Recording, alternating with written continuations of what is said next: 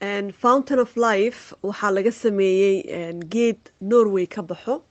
Waxaana la ogaaday geedkaas 32 sano ka hor markii baaritaan lagu sameeyey Norway. Scientists-yaasha joogaan waxay ogaadeen markii Norway sidaad ogtihiin waxaa baraf aad iyo aad u daran baa ka da'o. Marka waxaa la ogaaday, waxaa la arkay markuu barafka da'o geedka keliya oo taagan oo nool wuxuu yahay waa geedkan Norwegian spruce tree la dhaho. geedkaasna wuxuu geedayaasha kale uga duwan yahay markii la baaray.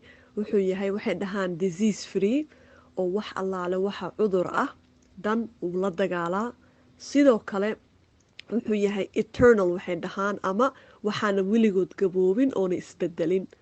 marka geedkaas waxyaabaha oo laga helo marka ama benefitska ay dhahaan ama faa'iidooyinka laga helo, kow waxa ugu horeyso anti inflammatory waaye. Anti inflammatory waxay ka dhigan tahay xanuunka ama inflammationka, bararka korka qofka bini'aadanka galo uu ka dhowrayaa wax allaale waxa sida arthritis-ka oo kale Soomaalida badankeed nagu dhacdo, lagu xanuunka, jilbaha xanuunka, waxasi oo dhan buu qofka ka ilaalinayaa.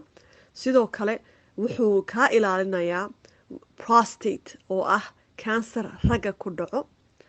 sidoo kale macaanka diabetes na macaankana aad iyo aad ugu fiican yahay, oo qofkii macaan qabo dad badan oo qaateen waxay soo sheegeen markii ay baareen dhiigooda blood pressurekooda meeshuu marayo inuu aad iyo aad hoos u dhacay oo meeshii laga rabay uu yahay.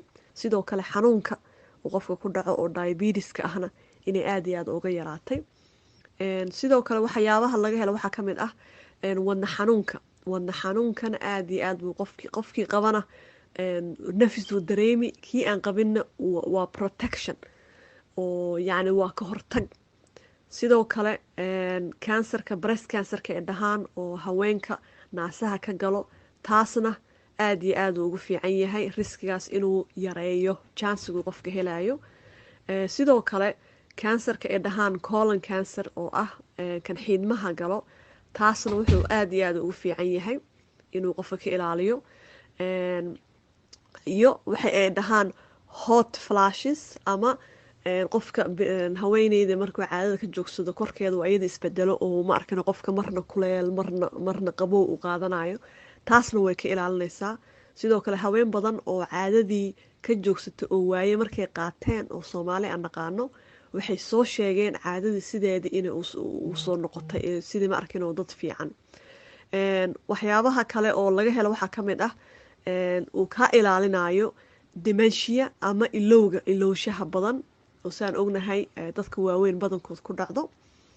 waxaa kaloo ka mid ah faa'iido laga helo timaha dad badan oo waxaa jiro intay qaateen timihii daadan jireen oo timihii hadeertaan maasha allah u noqdeen inay ma arkin oo timo nool oo nafaqo leh.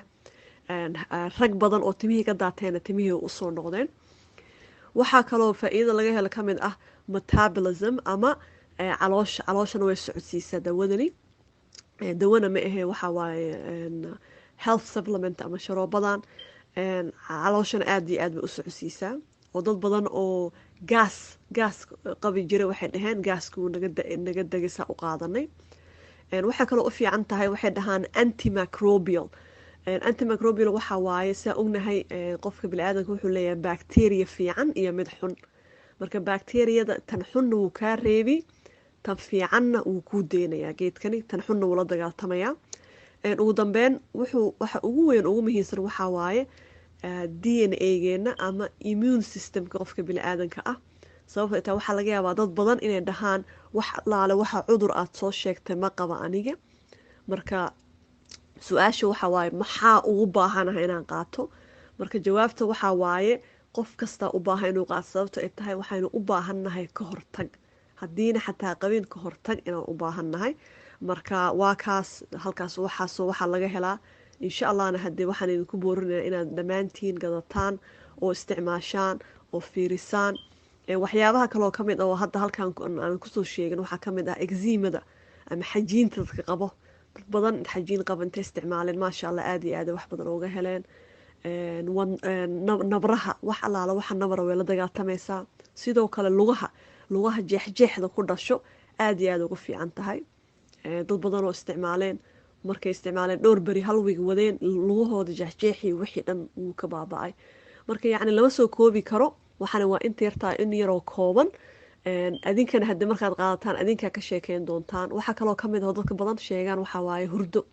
dad badan oo seexan waayi jira waxay dhaheen hurdada ilaahay sideedii si fiican uu nagu soo celiyey waaga hore. marka waa kaas. aad iyo aad oo mahadsantihiin. asalaamu calaykum waraxmatullah.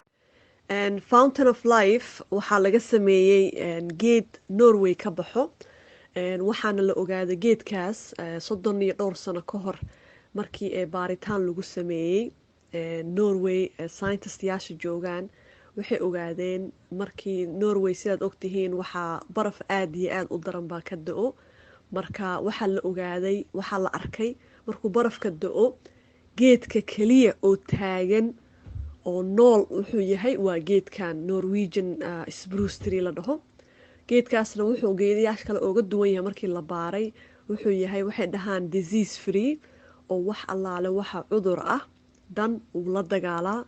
sidoo kale wuxuu yahay eternal waxay dhahaan, ama waxaana weligood gaboobin oona isbedelin. marka geedkaas waxyaabaha oo laga helo marka